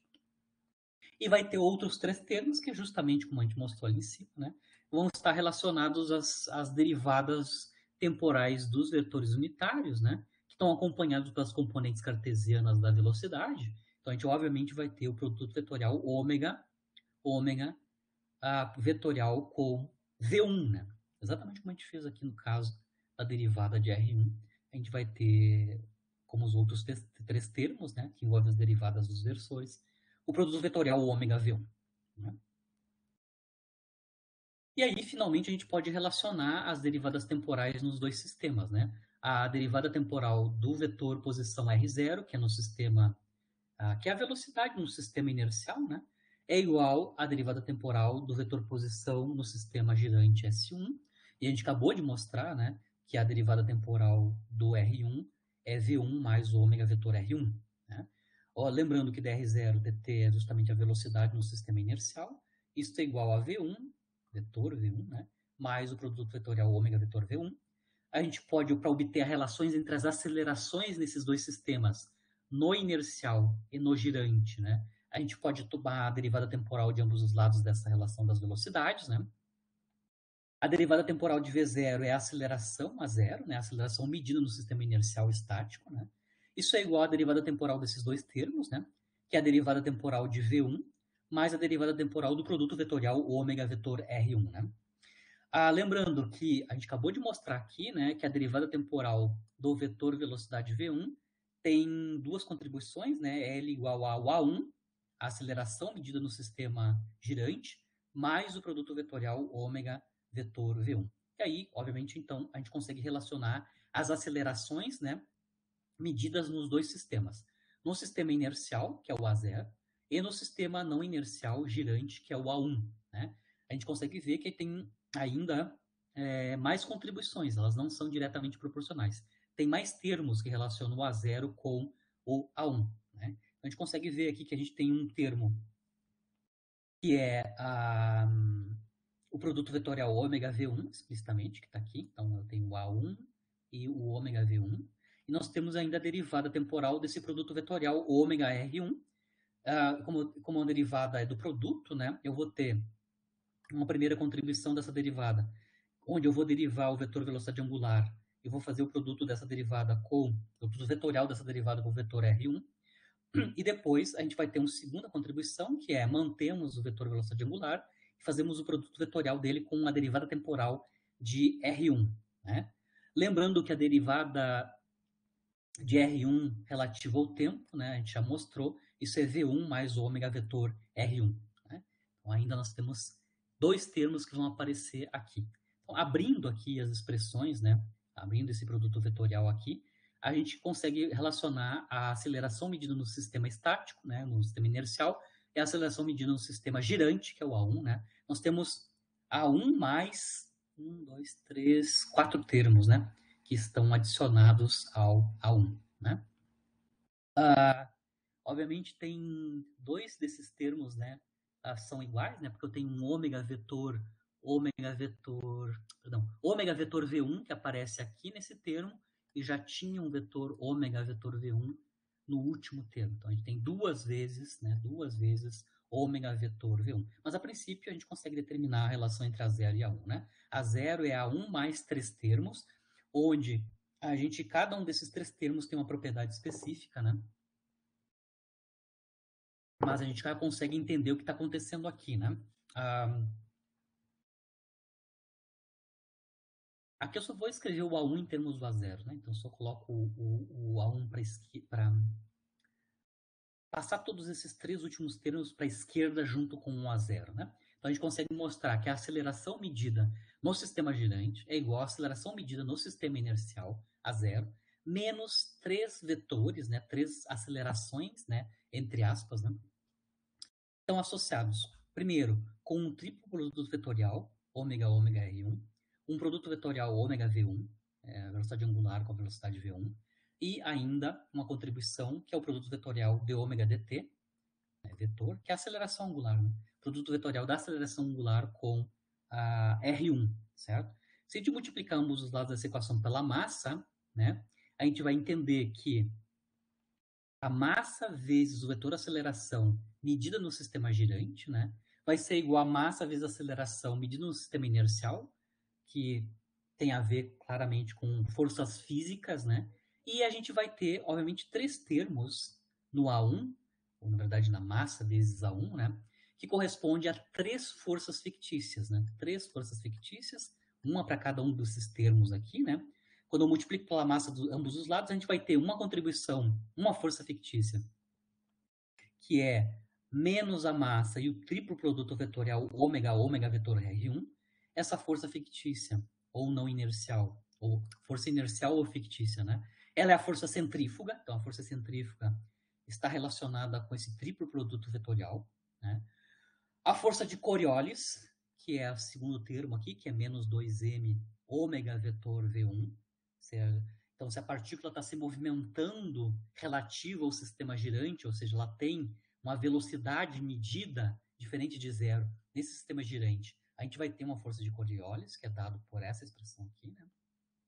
E, finalmente, o último termo, né, é menos m o ômega ponto, né, o vetor ômega ponto, que é o vetor aceleração angular, o vetor R1, essa contribuição, essa terceira força fictícia, né, ou força inercial, ela só vai contribuir se a aceleração angular, né, for diferente de zero, né? Tá? Então, no caso geral, a gente pode ter até três forças fictícias, né? Três forças inerciais, né? Centrífuga, Coriolis e a última que está associada com a aceleração angular, né, em torno do eixo de rotação. Né? Então, em torno onde o meu sistema girante está rodando. Né? Aqui, claro, eu vou especificar a conexão dessas três forças fictícias, né, três forças inerciais, como exemplo, né, dando um exemplo, aplicando essa conexão entre as acelerações no sistema girante e no sistema inercial para um sistema que está colado na Terra. Né? Então, o referencial da Terra, né, e a Terra está rotacionando em torno do seu eixo, né, é um sistema girante, né, é um sistema de referência não inercial girante, certo?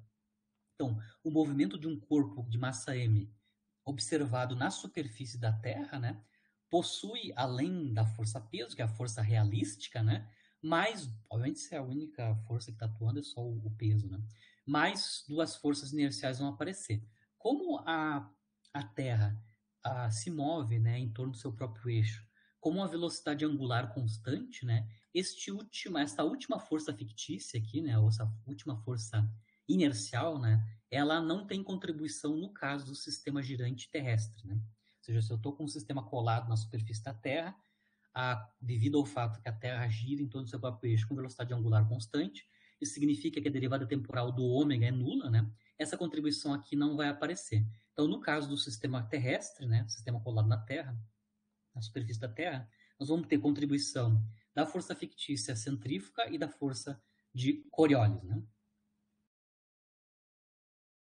No caso, como a velocidade angular da Terra, até a gente vai calcular daqui a pouco, né? Mas posso até mostrar aqui o cálculo, né? A velocidade angular de giro da Terra em torno do seu próprio eixo é da ordem de 10 na menos 4 radianos por segundo, né? Então, como a velocidade angular da Terra em torno do seu próprio eixo é pequena, né? A gente espera que a contribuição para a força centrífuga, né, seja pequena, né? Porque ela é proporcional, o módulo dela é proporcional a ômega ao quadrado, né? Então, como o ômega é pequeno, 10 a menos 5, né? Ou 10 a menos 4, o quadrado disso dá 10 a menos 10, né? Então, a contribuição para a força centrífuga no sistema terrestre é relativamente pequena, desprezível, né? E aqui agora a gente vai analisar a relação, as propriedades da intensidade dela, né? Dessa força centrífuga, dependendo da latitude, né? Do objeto sobre a superfície terrestre, né? Então, vamos só analisar qualitativamente e quantitativamente, né? A influência da força centrífuga, mas já sabendo que ela é bem desprezível devido a ser proporcional ao quadrado da velocidade angular de giro, que é 10 a menos 5 radianos por segundo, no caso terrestre, né?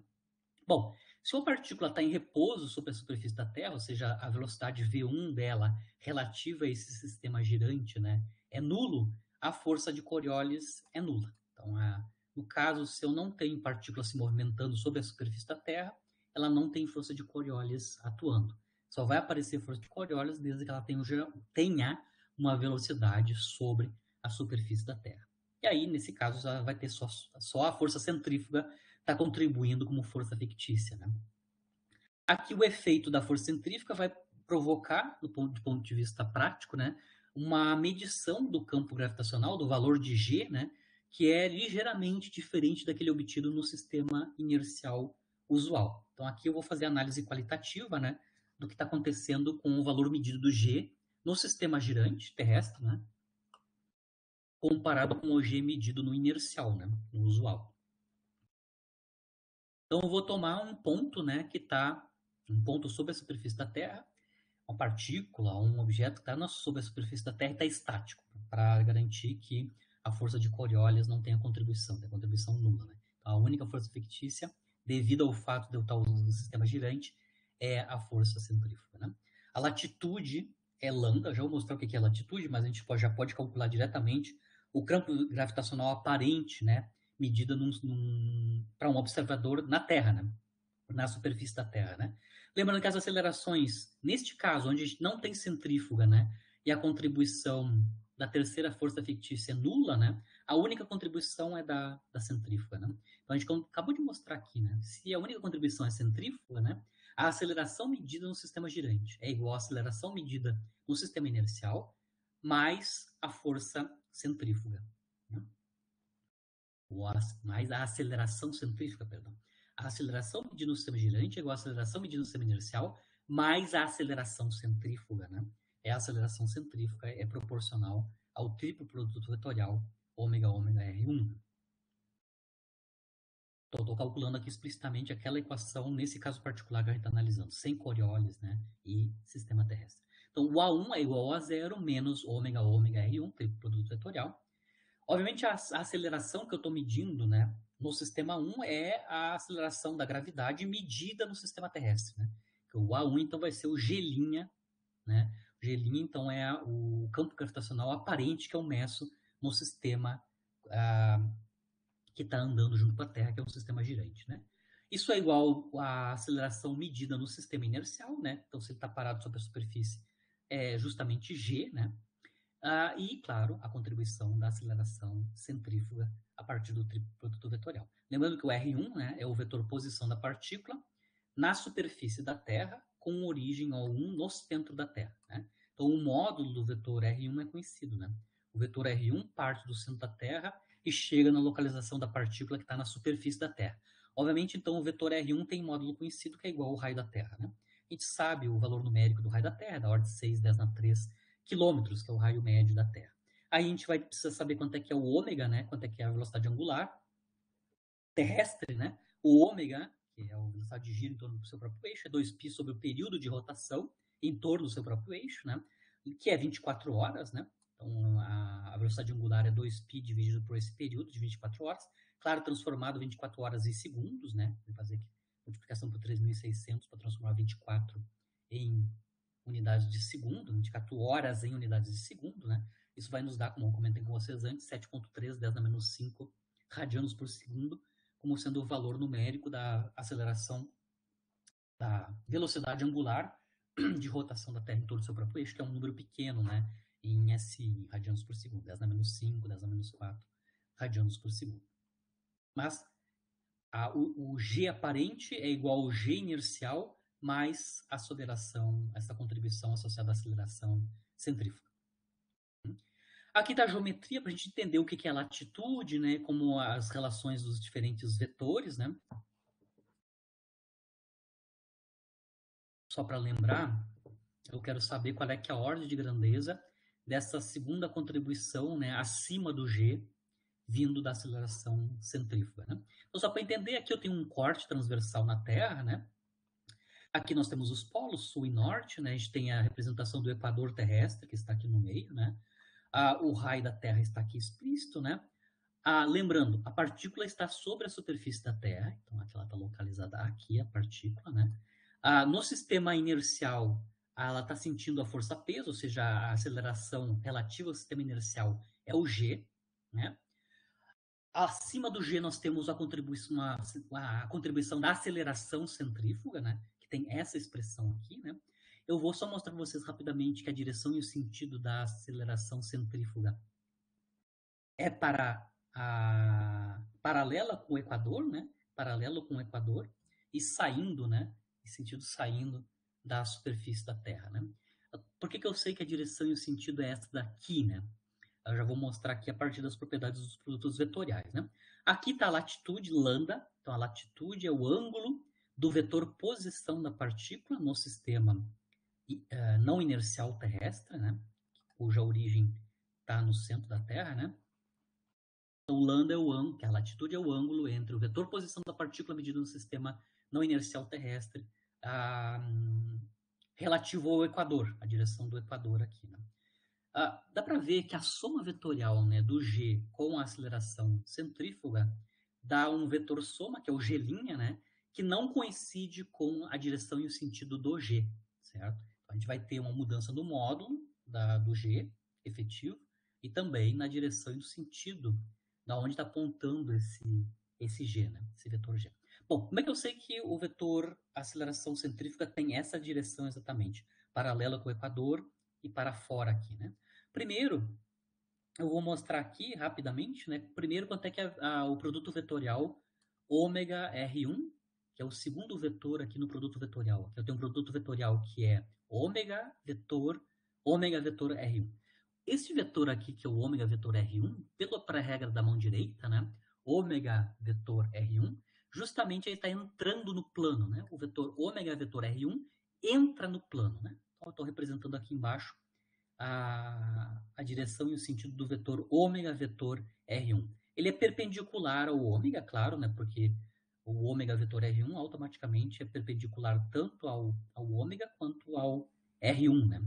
Certo? Lembrando que o vetor R1 é o vetor posição da partícula medido a partir do centro da Terra no sistema girante, onde lambda é a latitude. Então, ômega é um vetor perpendicular ao ômega vetor R1.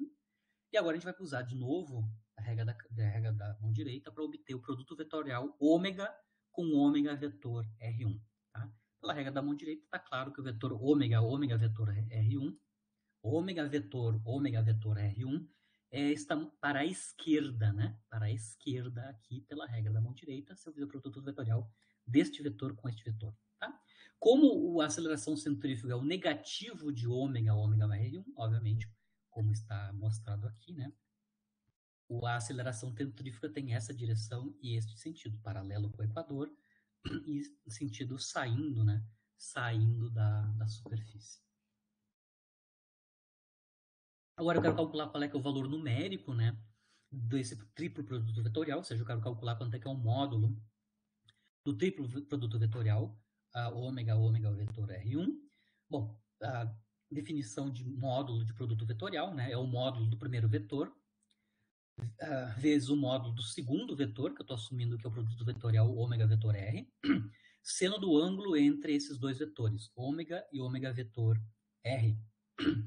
Então, aqui eu estou o seno do ângulo entre os vetores ômega e ômega menos R. A gente acabou de mostrar que o ângulo entre os vetores ômega e ômega vetor R1 é justamente 90 graus. Então, a gente sabe que seno deste ângulo entre esses dois vetores, ômega e ômega vetor R1, é exatamente 1, né? Seno de 90 graus, né? É 1. Então, o módulo do triplo produto vetorial basicamente é igual ao módulo de ômega multiplicado pelo módulo do produto vetorial ômega R1. Calculando quanto é que é o produto vetorial ômega vetor R1, isso é o módulo do primeiro vetor, o módulo do segundo vetor, seno do ângulo entre eles, né? Lembrando que o vetor ômega tem módulo ômega, o vetor R1, que é o vetor posição da partícula, só está sobre a superfície da Terra. O tamanho do vetor R1 é R, né? Raio da Terra. Seno do ângulo entre esses dois vetores, ômega e R1. Voltamos aqui, né? O ângulo entre o vetor ômega e o R1, que é o vetor posição, né? É justamente 90 graus menos lambda. Tá? 90 graus, π sobre 2 menos lambda. Usando a identidade trigonométrica, né? Seno de π sobre 2 menos lambda é justamente cosseno de lambda. E aí, finalmente, a gente consegue calcular explicitamente quanto é que é o módulo do triplo produto vetorial que está associado com o módulo da aceleração centrífuga, né? Isso aqui, colocando, né, de volta aqui nesta equação aqui, né, o resultado do módulo do produto vetorial ômega vetor R1, né, a gente consegue mostrar que o módulo do triplo produto vetorial, ou o módulo da aceleração centrífuga, né, é ômega 2R cosseno de lambda, né. Inclusive, a gente consegue colocar aqui, inclusive, os valores numéricos de ômega e do raio da Terra, né, e isso fica escrito em termos da latitude, né. Obviamente, isso aqui tem unidades de metro por segundo ao quadrado, tem unidades de aceleração, né, aceleração centrífuga, né. Bom, se a gente partir aqui da relação entre o G medido no sistema girante e no sistema inercial, né? Se eu tomar o quadrado dessa equação aqui, né? Eu consigo mostrar então que o quadrado do G1 é igual ao quadrado da soma, né? G menos ômega R1, né? Calculo do lado direito este quadrado, isso vai ser o quadrado de G, menos duas vezes o primeiro pelo segundo, ou seja, o produto escalar G com ômega R1, mais o quadrado do segundo, né? Ou seja, o quadrado de ômega R1. Tá? Então, o lado direito aqui vai ter três termos, né? Certo? Lembrando, o produto escalar G com este triplo produto vetorial é justamente esse produto vetorial aqui, produto escalar, perdão, produto escalar de G com este vetor aqui, né, é justamente o módulo do primeiro vetor, módulo do segundo vetor, cosseno do ângulo entre eles, essa é a definição de produto escalar de dois vetores, G com o triplo produto vetorial, né, mais, claro, o quadrado do segundo vetor, que a gente acabou de calcular quanto é que é o módulo, né, isso é ômega 2R cosseno lambda, né, explicitamente.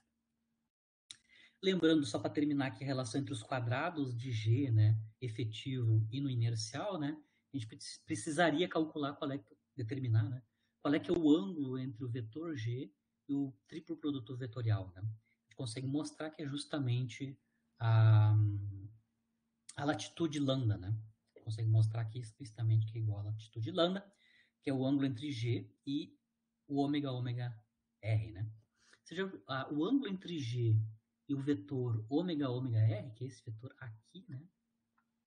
Pra cá.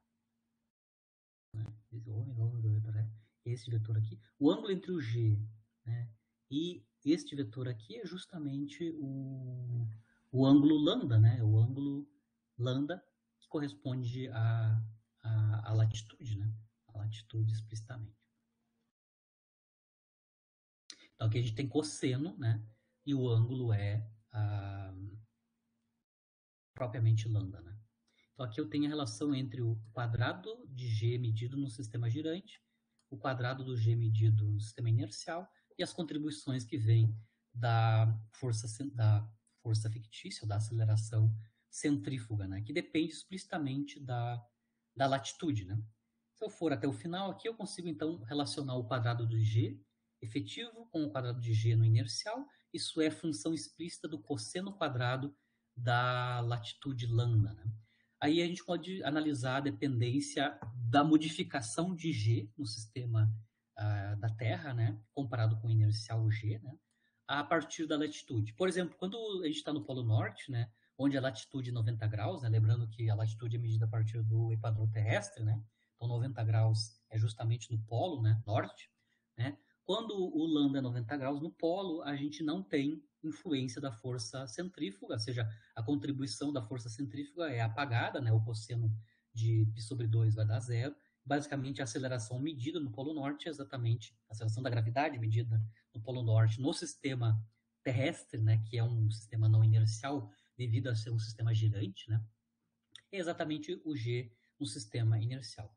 Mas a modificação é máxima no equador, né? No equador terrestre, o lambda é zero, a latitude é zero, e a gente vai ter a máxima contribuição, né, para a alteração do valor efetivo de G. Se a gente quiser calcular numericamente, a gente tem todos os valores, né? Tem o G, o ômega e o R, e a latitude é conhecida, né? A gente pode escrever, então, a relação explícita, né? Tirando o raiz quadrada de ambos os lados dessa equação aqui, né? A gente consegue, então, relacionar o G medido no sistema terrestre com o G inercial, né? A correção medida dada a partir da latitude. Tudo o resto aqui é numérico, quando a gente substituiu, né? Todas essas constantes que estão aqui, né? O G, o ômega e o R, assim por diante. O ômega e o R a gente acabou de mostrar ali quanto é que vale, né? Então, se eu assumir, por exemplo, que o G no sistema inercial é da ordem de 10 metros por segundo ao quadrado, né? No equador, que é onde eu vou ter máxima alteração no valor de G, né? O G efetivo, né? A alteração vai ser só pequena, como a gente já tinha comentado, né? Devido ao fato que o ômega, né? A velocidade angular de giro da Terra em todo o seu próprio eixo é pequeno, né? A correção é de ordem de 0,3% acima do 10 metros por segundo ao quadrado. Ou seja, a alteração do G inercial, medida no sistema inercial, é muito pequena, da ordem de 0,3. No caso, onde ela é máxima alteração. Né? E à medida que a gente vai subindo para o polo norte, a gente vai tendo uma igualdade, né, entre o G efetivo e o G inercial. Né? Isso quanto à contribuição da força centrífuga, né, onde a gente assumiu que a partícula estava em repouso, né, onde então a força de Coriolis não contribuía. Né? Mas agora a gente vai analisar qual é que é a influência da força de Coriolis. Então, para ter força de Coriolis, se a gente está analisando o sistema terrestre, né, a gente precisa que a partícula ou o corpo se movimente sobre a superfície da Terra, né? Então, a gente está analisando agora o movimento de uma partícula, de um corpo que está se movimentando com velocidade v1 sobre a superfície terrestre, né? E a gente vai analisar qual é que é a ordem de grandeza e as consequências da existência da força de Coriolis, né? Se a partícula tem movimento. Basicamente, o que vai acontecer é que a componente horizontal, né, ou seja, a projeção da força de Coriolis na direção do plano de movimento, né, no plano onde a partícula está se movimentando, né, ou seja, a projeção da força de Coriolis paralela à superfície da Terra, né, produz no hemisfério norte um desvio para a direita, no movimento da partícula do corpo, né, e no hemisfério sul um desvio para a esquerda, né, no movimento do corpo, né. Esses desvios são resultado da contribuição da força de Coriolis ou da aceleração de Coriolis, que é uma força não inercial, uma força fictícia, né? Aqui eu estou só representando os dois casos, né? A mesma partícula, né? Uma mesma partícula de mesma massa, né? Com velocidade v1, tanto no hemisfério norte quanto no hemisfério sul, né? Relativo ao hemisfério norte, a latitude é lambda, no hemisfério sul, menos lambda, né? Aqui está o Equador, como a gente tinha mostrado, a direção do vetor ômega, né, os polos sul e norte. Lembrando que a aceleração de Coriolis, né, é menos 2 ômega vetor é V1, né, então a gente precisa que a partícula se movimente sobre a superfície para a gente ter um V1 diferente de zero. E aí sim ter esta contribuição para a aceleração de Coriolis. Do ponto de vista do movimento, a gente vai ter que projetar essa aceleração de Coriolis na direção do movimento, ou seja, na direção da superfície da Terra, que eu estou mostrando que é esta projeção aqui, tanto no caso quando a gente está no Polo Norte, quando a gente está no Polo Sul, né? A gente consegue calcular explicitamente quanto é que... Vamos supor, eu vou começar com o Polo Norte aqui, né, que é mais fácil de visualizar, né? Lembrando que o ângulo entre a aceleração de Coriolis e a superfície, né, a direção de superfície da Terra, né, é justamente o mesmo ângulo da latitude, né, a mesma latitude lambda, certo? O que a gente quer calcular é quanto é que vale, então, esta projeção. Esta projeção aqui é justamente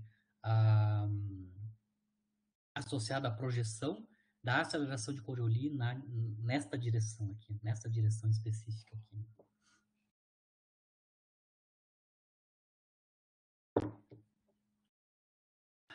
Certo? E a mesma coisa acontece aqui no hemisfério sul. Primeiro vamos calcular por que eu sei que a direção da aceleração de Coriolis é exatamente essa daqui, né? Aqui tem a representação, então, de alguns dos vetores, né? Eu tenho o vetor ômega, que é na direção do polo norte, né? O vetor velocidade, da V1, da partícula, por exemplo, se ela está no hemisfério norte, né?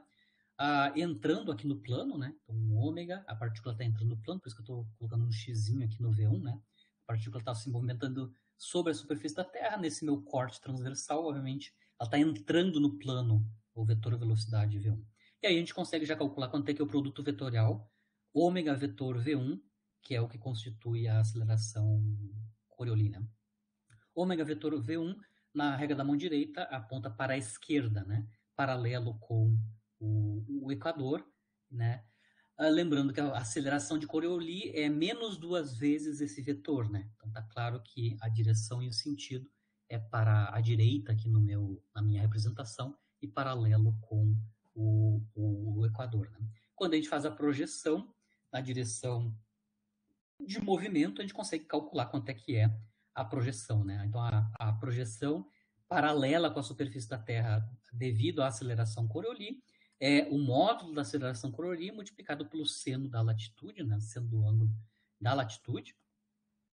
E isso nos dá o módulo da aceleração Coriolis, como o ômega e o V1 são vetores perpendiculares, o módulo desse produto vetorial, basicamente, é ômega V1, né? Ômega V1 e seno de lambda, a componente paralela com o movimento. Né?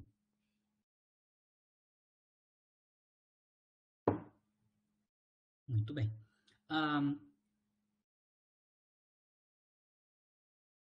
Ou seja, ele consegue mostrar que a componente da Coriolis no plano de movimento depende explicitamente da latitude. Então, ela depende na forma do seno do ângulo de latitude. Né? Então, no Equador, por exemplo, quando lambda é zero, né, a componente horizontal da aceleração de Coriolis é nula. Então, quando a gente está no Equador, a gente não tem contribuição da Coriolis devido ao fato que a sua projeção horizontal, ou seja, no plano do movimento, é zero. E ela vai ser máxima, claro, no polo, né, quando o lambda é π sobre 2, né, exatamente o contrário que acontece no caso da centrífuga. Né? No centrífuga, ela é máxima a gente acabou de mostrar ali, ela é máxima no Equador e nula no polo. Né? Aqui a Coriolis é o contrário, né? É nula no Equador e máxima nos polos. Né? Qual é que é a consequência, né, da gente ter uma projeção da força de Coriolis ou da aceleração de Coriolis dependente da latitude? Uma primeira consequência, se o resultado é um desvio do movimento para a direita ou para a esquerda, dependendo do hemisfério que a gente está, né?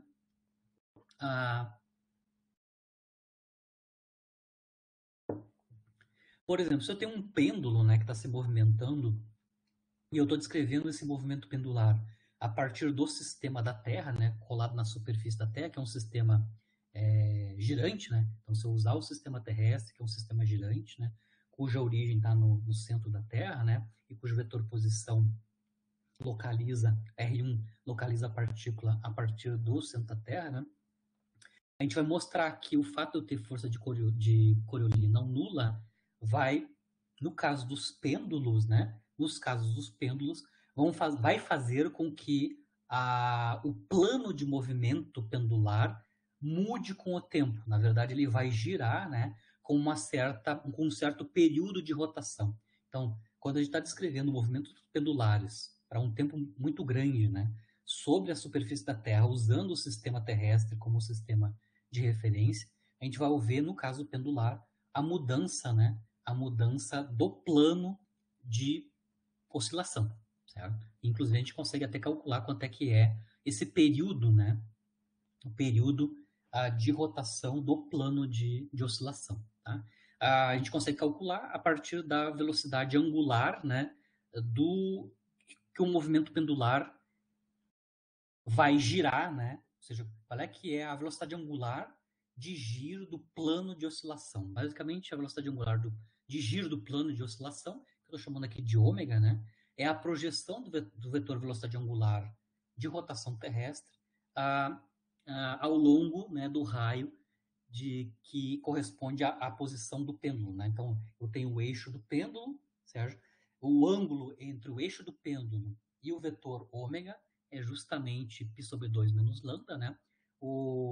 A projeção, então, do ômega na direção do eixo de rotação do pêndulo vai nos dar ômega cosseno de π sobre 2 menos lambda, ou seja, ômega seno de lambda. Então, a velocidade angular de giro do plano de oscilação é dado por ômega seno lambda, onde lambda é latitude. Então, eu vou ter velocidades de giro do plano de oscilação maior ou menor, dependendo da latitude. Nos polos, né, a gente adquire o valor máximo, né, onde o ômega aqui vai...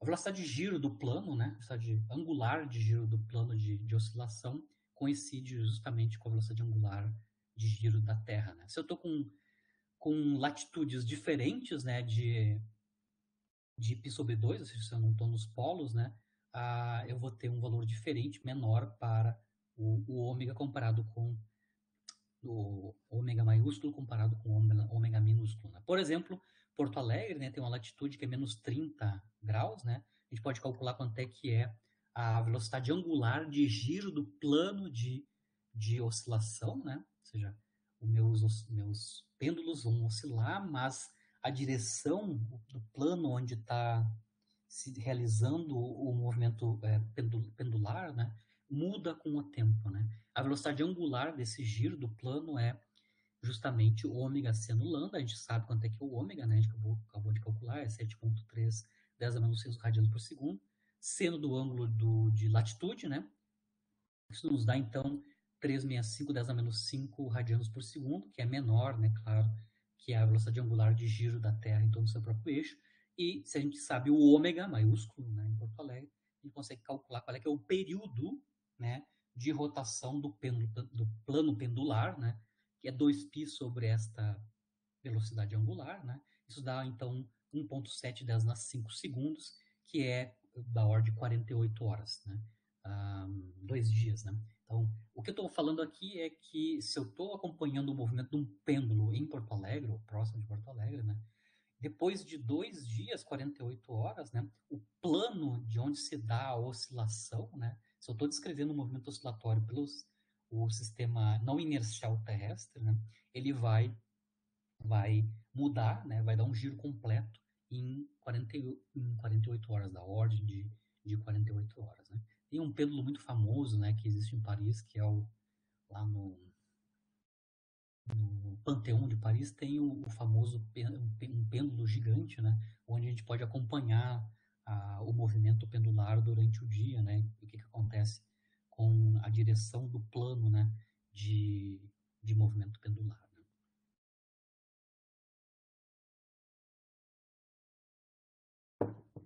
Um outro efeito visível, né, ou interessante da folha de Coriolis também é a influência na formação dos ciclones, né?